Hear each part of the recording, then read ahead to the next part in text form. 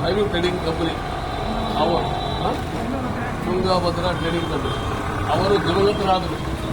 ಆ ದಿವಂಗತರಾದಾಗ ಅವರೇನು ಗೋಡಲ್ನಾಗ ನೆಲ್ಲಿನ ಸ್ಟಾಕ್ ಇಟ್ಟಿದ್ರು. ಎಷ್ಟು ಇಟ್ಟಿದ್ರು? 50 ಲಕ್ಷ ರೂಪಾಯಿ. ಪಂಚಾಯತಿ ಯಾರ ಮನೆಗೆ ಬಂದ್ರಿ? ನನ್ನ ಮನೆಗೆ ಬಂದ್ರಿ ಪಂಚಾಯತಿಗೆ. ನೀವು ಇಡೀ ಯಾರ್ಯಾರು ಅವ್ರಿಗೆ ಹಾಕ್ಯಾರೋ ಎಲ್ಲರೂ ಕರೆದು ಕುಂತ್ಕೊಂಡು ಮಾತಾಡಿದ್ವಿ. ಆ ಟೈಮ್ನಲ್ಲಿ ಶಾಮೀಲ್ ಮನೆ ಯಾರು, ಜುಬೇರು ಇವರೆಲ್ಲರೂ ನಮ್ಮ ಮನೆಗೆ ಬಂದರು. ಒಂದು ಕಡೆ ಮಾತಾಡಿದ್ವಿ. ತುಂಗಭದ್ರಾ ಹುಸೇನ್ ಸಾಬ್ ಬಂದರು. ಎಲ್ಲರೂ ಕುಂತು ಮಾತಾಡಿದ್ವಿ. ಹೌದಾ? ನನ್ನ ಮನೆಗೆ 2 ಸಲ ಪಂಚಾಯತಿ ಆಯ್ತು.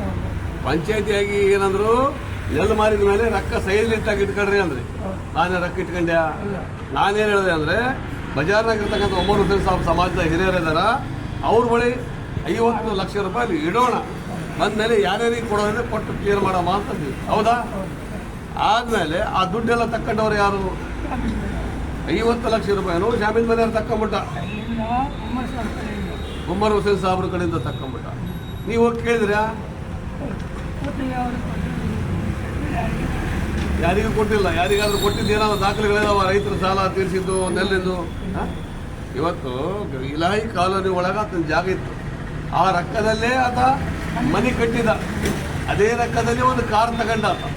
50 ಲಕ್ಷ ರೂಪಾಯಿ. ಇಕ್ಬಾಲ್ ಅನ್ಸಾರಿ ಸಾಬ್ರ ತಗ ಹೋಗಿದ್ರ್ಯಾ ನೀವು? ಅವ್ರು ಇಲಾಹಿ ಕಾಲೋನಿನಲ್ಲಿ ಇಕ್ಬಾಲ್ ಅನ್ಸಾರಿ ಸಾಬ್ರು ನಿಲ್ಲಿಸಿ ಮನೆಯವ್ರನ್ನ ಕರೆದು ಬೈತಾರೆ ಪಬ್ಲಿಕ್ನಾಗ. ಮನೆ ಮುರಿದ್ಬಿಟ್ಟಲ್ಲ, ಒಂದು ವಿಧಿ ಹೇಳಬಹುದು ರೊಕ್ಕ ಕೊಟ್ಟಿಲ್ಲ. ನಿಮಗೇನಾದ್ರು ರೊಕ್ಕ ಮುಟ್ಟವ? ಏನಾದ್ರು ಪಂಚಾಯತಿ ಮಾಡ್ಯಾನ? ಯಾರಿಗೇನ ಕೊಟ್ಟು ಬಂದು ಇಷ್ಟು ತಗೊಂಡು ಹುಡುಗ್ರಿ ಡ್ರೈವರ್ ಸಾಬ್ರೆ ನಿಮ್ಮ ಮಗಳಿಗೆ ಕೊಡ್ರಿ ಅಂತ ಏನೋ ಕೊಟ್ರ? ಇಂಥ ವಿಧಿವೇ ಹೆಣ್ಮಕ್ಳು ರೊಕ್ಕ ತಿಂದು ರಾಜ್ಯ ರೋಷ ಬದುಕ್ತಕ್ಕಂಥವ್ರು 50 ಲಕ್ಷ ರೂಪಾಯಿ ಲಾಸ್ ಮಾಡ್ಯಾರ. 18ನೇ ತಾರೀಕು ಒಂದು ಪ್ರತಿಭಟನೆ ಐತೆ. ನಿಮ್ಮ ಬಗ್ಗೆ ಕೂಡ ಅದರಲ್ಲಿ ಇರ್ತದೆ. ತಾವು ಕೂಡ ಅಟೆಂಡ್ ಆಗ್ರಿ. ಅಲ್ಲಾಮಿಯ ದುವಾ ಅಚಾನಕ್ಕಿದೆ.